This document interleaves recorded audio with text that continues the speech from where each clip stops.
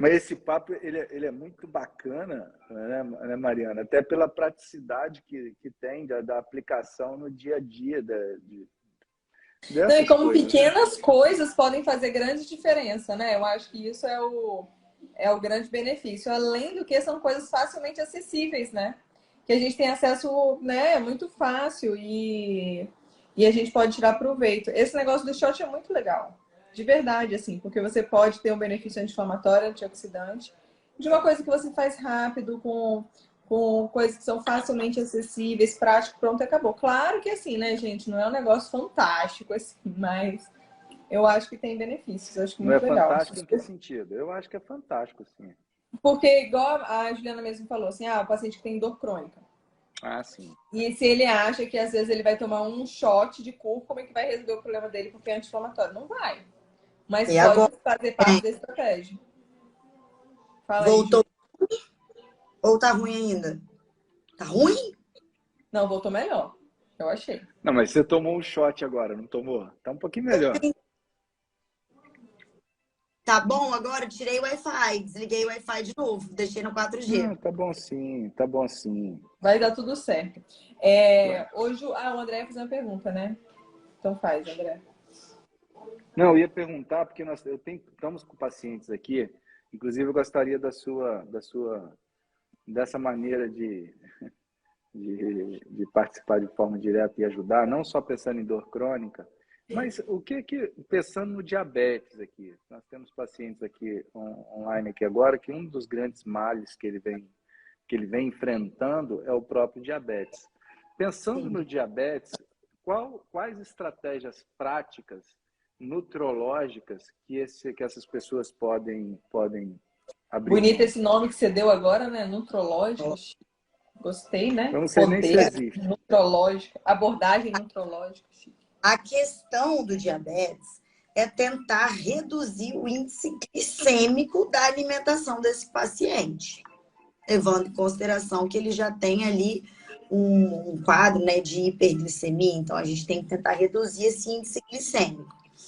Isso inclui não só se alimentar com menos açúcar e carboidrato, mas como também acrescentar proteínas e fibras quando for comer algum tipo de carboidrato, por exemplo, né? Porque vai acontecer você comer, vamos supor, uma fruta, né? E aí você pode colocar uma chia, você pode colocar uma linhaça, ou até um whey protein, uma proteína ou uma fibra, ou os dois, para tentar diminuir o índice glicêmico dessa alimentação, né? Tem várias opções também de temperos, de chás, como todas essas que a gente citou. Tanto a cúrcuma quanto o gengibre, quanto o limão, serão maravilhosos para tentar ajudar a diminuir esse açúcar no sangue. Se hidratar bastante, mas assim, principalmente reduzir a ingesta do que te faz mal. No caso, o açúcar e o carboidrato. Principalmente carboidrato refinado, né? Mas Agora vamos tornar para as pessoas compreenderem, assim, eu entendo um pouquinho do que é carboidrato, mas as pessoas têm dificuldade de entender o que é carboidrato. Quando a gente fala açúcar no consultório, a pessoa pensa que a gente está falando de açúcar refinado, do branquinho, mas na realidade vai sim, muito além do que isso, né, muito Juliana? além, muito além. Olha, as frutas em geral, elas têm bastante carboidrato. As frutas em geral. Poucas exceções não tem muito carboidrato. Por exemplo, a abacate não tem muito carboidrato, inclusive é bem legal. Porque normalmente o paciente que tem diabetes, ele tem um quadro de dislipidemia, aquela alteração de colesterol. Aumento do colesterol total, aumento do colesterol ruim, diminuição do colesterol bom. Então, é uma estratégia bem legal. Assim como as sementes oleaginosas, castanhas, né? Amêndoa, o amendoim, próprio amendoim também é bom, né, nesses casos. Em moderação. Não vai achar que você vai comer um pote gigantesco de amêndoas. São 3, 4, né? E outro tipo de carboidrato que a gente tem muito comum são vários legumes, tipo batata, inhame, aipim. Isso tudo é carboidrato. Açúcar. Um carboidrato que vira açúcar? Exatamente. A fruta tem o açúcar da frutose. E vamos supor, a banana. A banana já tem o açúcar da frutose e ela ainda é rica em carboidrato. Então, ela é pior ainda no quesito de aumentar índice glicêmico. Mas você pode minimizar isso, né, quando Mariana? A gente fala não só de diabetes, mas como de dor, por exemplo, nunca é só o que eu vou colocar, é o que eu vou evitar. E, na verdade, é a união dos dois, né? É você evitar o que te faz mal e colocar o que pode te ajudar, trazendo benefícios. Nesse caso, da diabetes seria as fibras, seria a proteína. No caso da dor crônica, seria você colocar os anti-inflamatórios, alimentos anti-inflamatórios. Exemplo, as oleaginosas, os legumes, algumas frutas, se o paciente não for diabético, né? Tem várias propriedades, os chás, as especiarias. As especiarias têm muita propriedade. As pessoas ignoram o tempero. Eu fico, assim, ignora mesmo. A simples canela que você colocar numa fruta, num suco, numa vitamina, já faz toda a diferença. Já faz toda a diferença. A gente tem que usar mais dessas especiarias e desses chás. E eu sempre costumo dizer que a melhor forma, eu falo isso para meus pacientes, de você saber o que vai te fazer bem ou não, é entender um pouquinho dos alimentos. Mas assim, um pouquinho. Um pouquinho que você entender dos grupos alimentares, você saber o que é carboidrato, o que é gordura, o que é proteína. Só de você entender esses 3 grupos por alto, já te ajuda a escolher o que você vai comer melhor. Usar o alimento a seu favor, né? A melhor forma é o conhecimento. O conhecimento liberta, gente. E é verdade. E pensando em diminuir esse pico glicêmico dos carboidratos, é interessante associar, né, o consumo de uma fruta, por exemplo, com outros macronutrientes, né? Então, não sei como é que você trabalha com isso. Proteína junto, ficaria bem legal, né? A proteína associada a essa fruta. O ovo?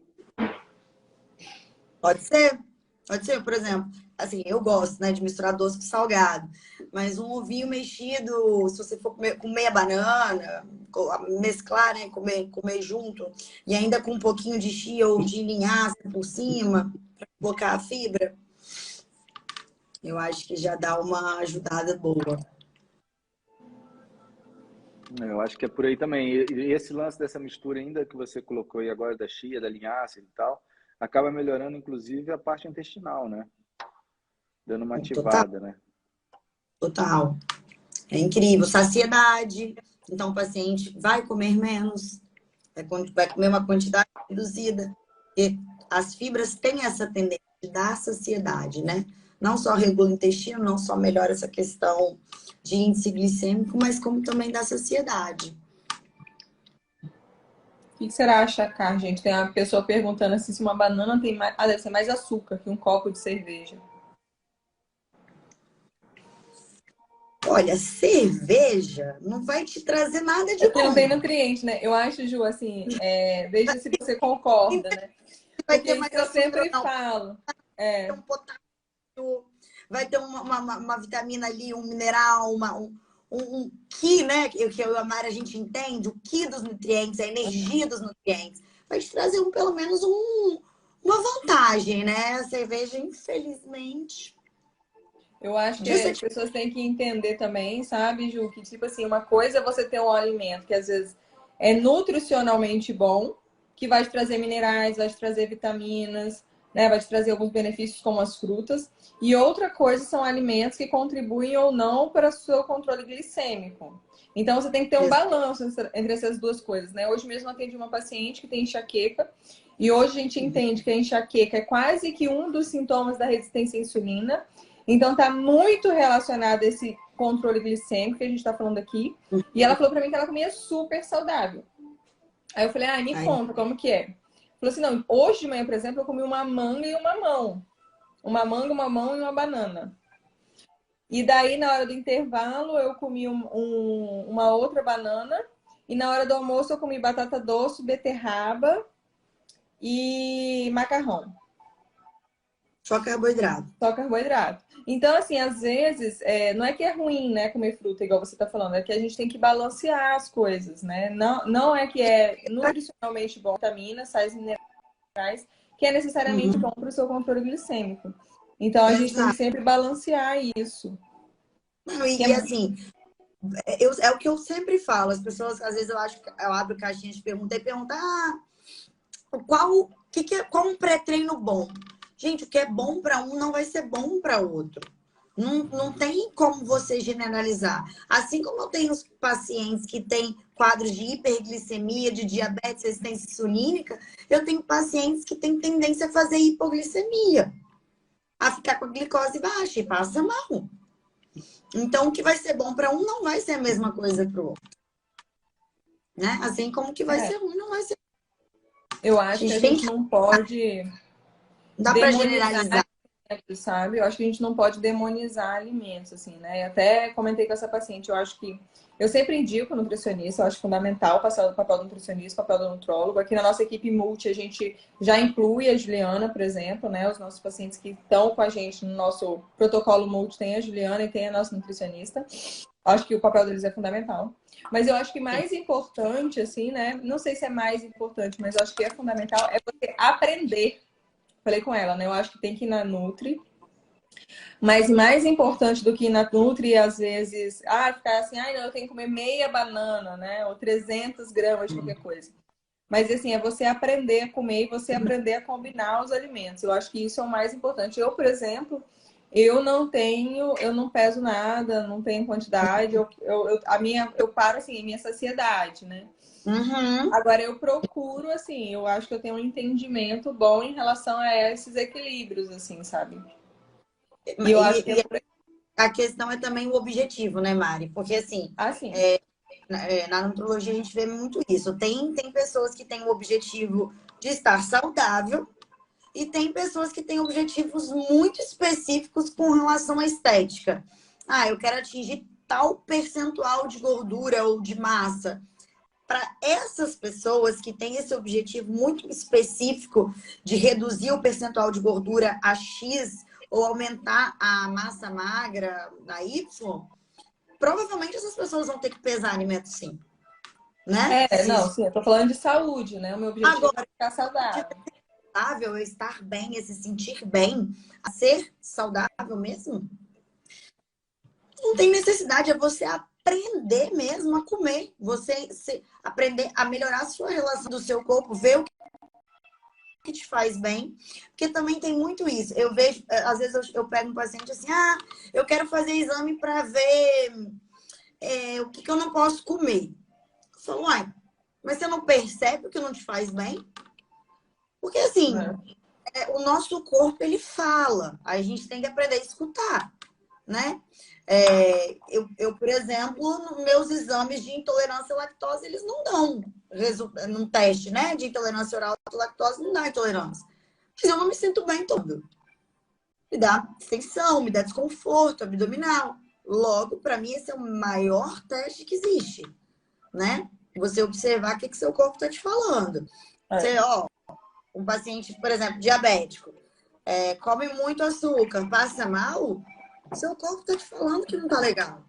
Isso é uma coisa, Juliana, que eu acho super importante você falou agora, que a gente vê muito comum. As pessoas demonizando determinados alimentos. Então, eu queria que você falasse um pouquinho disso. Eu sempre falo com os pacientes que eu, por exemplo, como pão todo dia de manhã. Como pão com ovo. Como pão todo dia de manhã. Então, assim... colocar o ovo. Exato. Eu amo pão. Então, assim... E tá tudo bem.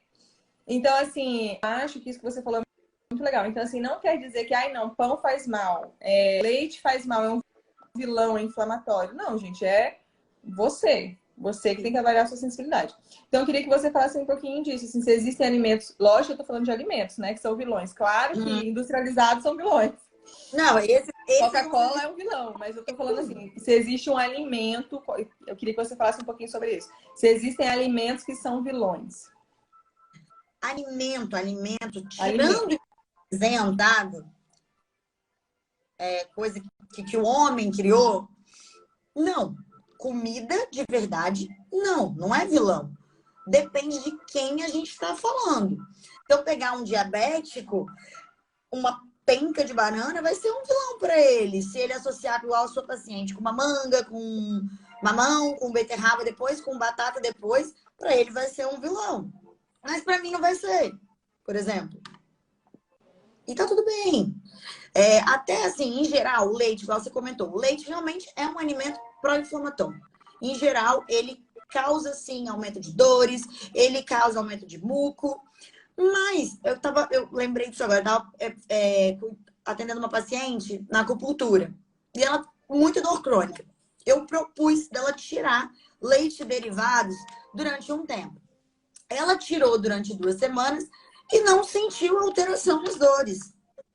Então, assim, também não é via de regra. Em geral, ele é.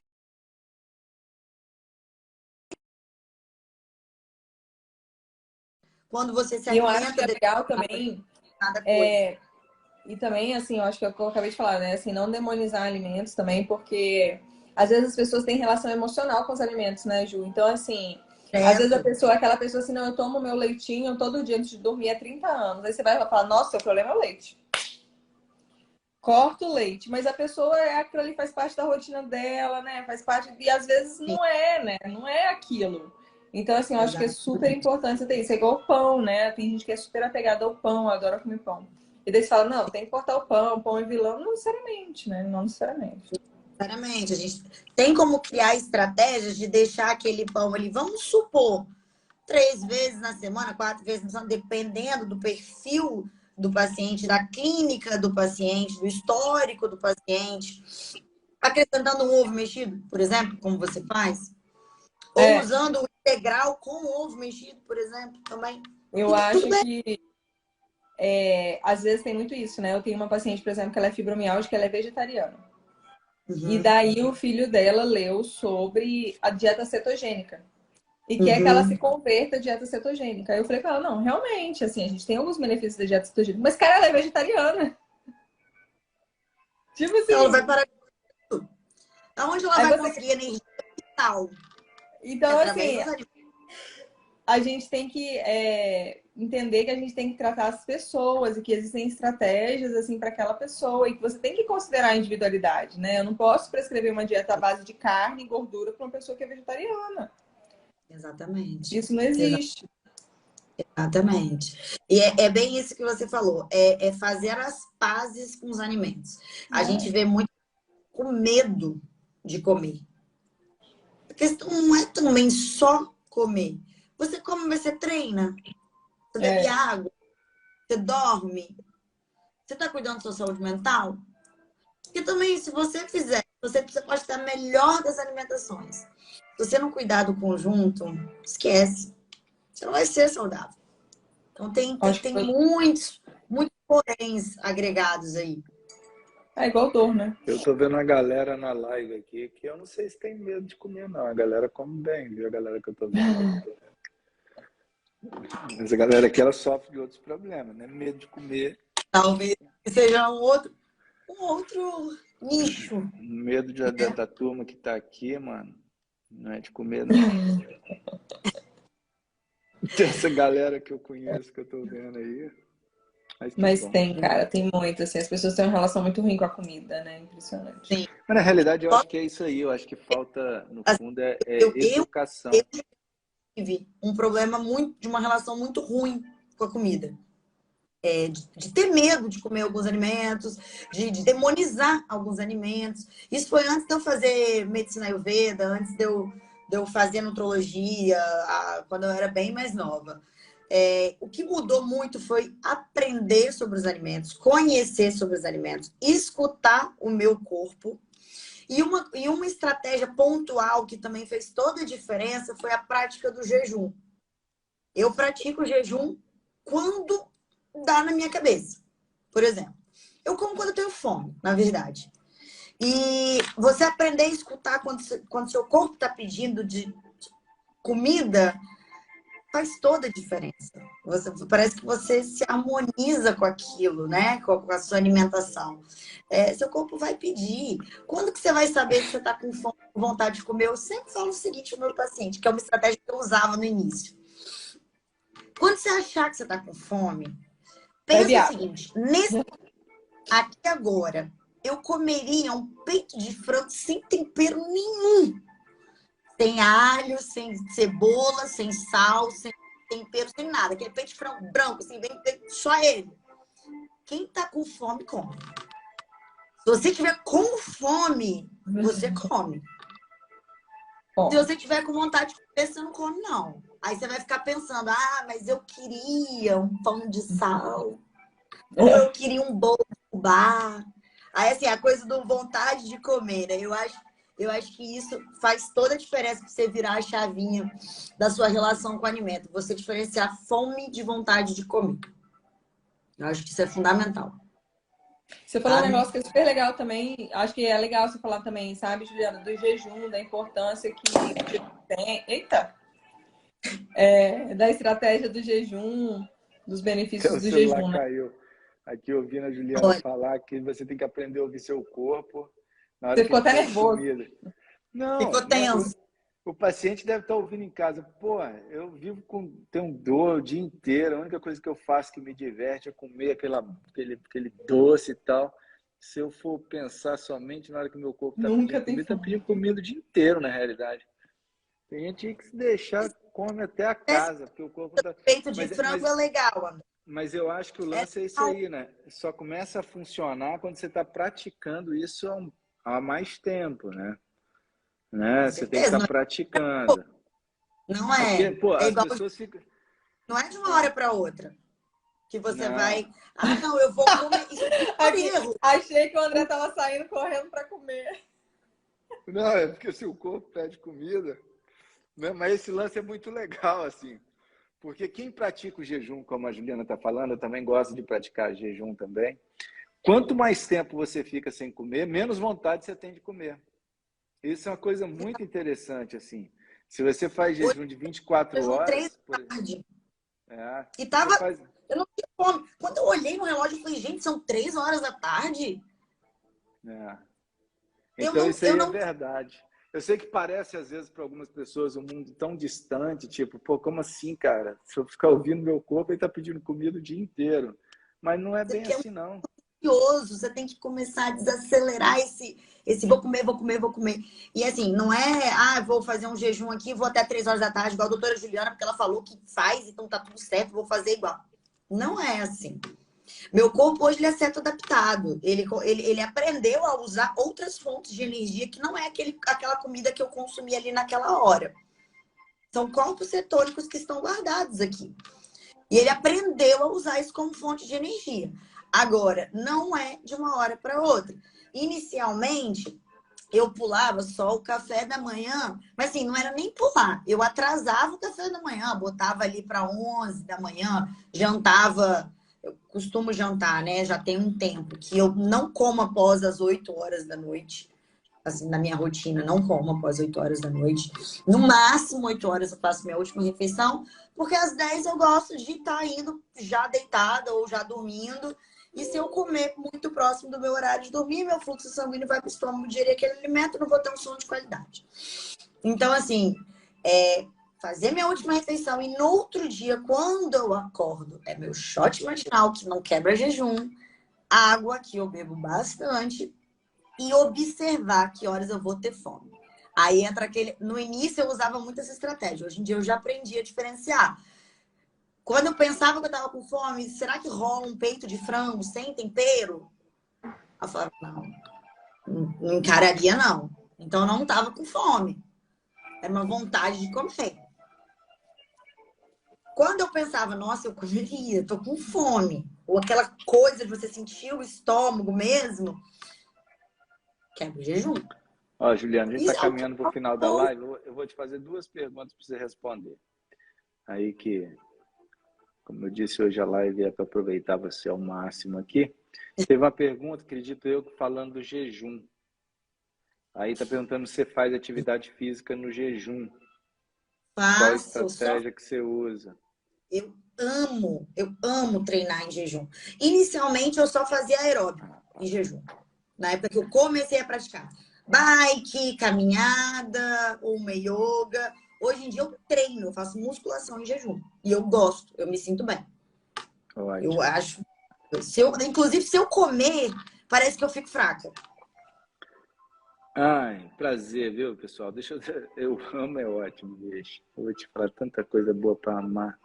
Mas tá bom. Vamos deixar o eu amo aí do negócio. Mas tem uma outra pergunta aqui, Juliana.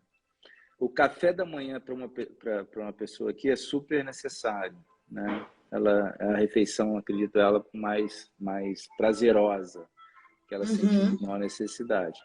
Depois ela não faz questão de comer. Se isso está certo, qual estratégia ela deve usar?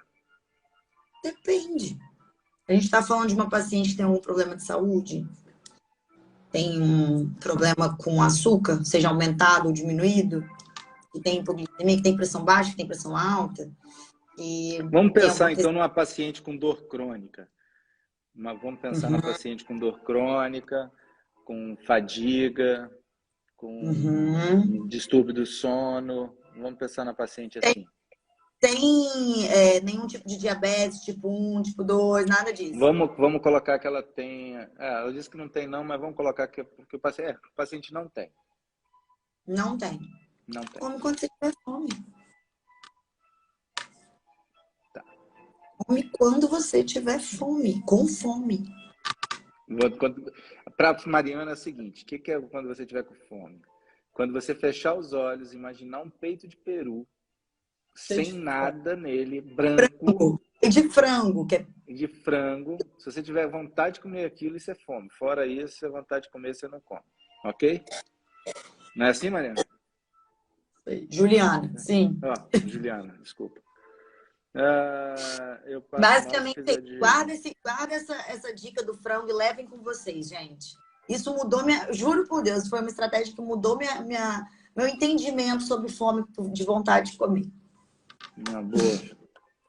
Começar a aplicar isso, pessoal. Se tiver vontade de comer, pensa no frango da Juliana. Muito bom. Então é isso. Juliana, mais uma vez, muito obrigado. Imagina, um prazer estar aqui com você. Portanto, agregar conteúdo para todos nós.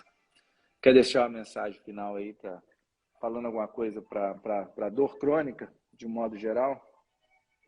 Para dor crônica, gente, se cuidem, aprendam a escutar seu corpo, cuidem do corpo, da mente, da alma, do espírito, tudo junto. Não dispense nenhum deles. Presta atenção em cada uma dessas etapas. Durma bem, se alimente bem, hidrate, cuida da sua saúde mental e faz exercício físico. Ótimo. Só isso. Pois esqueci de falar de um negócio aqui, aproveitando 2 minutos, que eu vejo que é muito importante falar dentro da dor crônica também, que é o ômega 3. Você quer abordar rapidamente sobre o ômega 3? Excelente anti-inflamatório, excelente anti-inflamatório. A gente consegue obter ele na alimentação através de alguns peixes, né? Mas, para ser sincera, André, eu gosto bastante de suplementar o ômega 3. Porque a gente não consegue obter esses níveis otimizados, em geral, dentro de uma alimentação regular. Então, dor crônica, suplementar. Suplemento. Uma média, você suplementa ele rico em DHA ou rico em eu gosto, zero public post, tá? Mas eu gosto muito do da Vitafor, aquele Mega DHA. O Super DHA. É o Mega mesmo. Mega eu DHA. amo muito ele. É uma relação quase de 3:1, se eu não me engano. 3 DHA para 1 EPA, não é isso? EPA, eu acho que é isso. Tenho certeza não, mas é mais ou menos por aí. Eu também gosto dele. E você, doutora Mariana? Juliana, mais uma vez, muito obrigado, viu? E você, doutora Mariana? Maravilhosa, sempre maravilhosa, né? A doutora Juliana devia participar sempre com a gente. Eu amo a Ju. Acho que foi Obrigada. incrível a nossa live, como sempre. Juliana entregou muito conteúdo de valor, ensinou muita coisa importante pra gente. Foi um prazer ter você aqui com a gente. Venha mais vezes, tá bom, Juliana? Obrigada pela sua presença e obrigada a todo mundo que participou. Obrigada, pessoal. Bom descanso e começa a higiene do sono, tá na hora, todo mundo. André vai tomar chá. Vou tomar. Qual que você recomenda para dormir? Toma uma erva doce, uma camomila, um cidreira, uma lavanda. Fechou. E bota 2 gotinhas de óleo de copaíba. Pessoal... Não, é própolis. Melatonina, própolis. Vitor, eu tô aqui na clínica, trabalhando, enquanto tá todo mundo em casa, tô aqui com o meu whey, ó. O Vitor falou que eu tô pronto para comer o frango, ó. Vou tomar Graças o whey. a Deus. Tem gente com dor não tem hora. Pessoal, um beijo grande, que o Papai do Céu abençoe a vida de vocês e até segunda-feira que vem. Meninas, obrigado. Boa noite. Pessoal.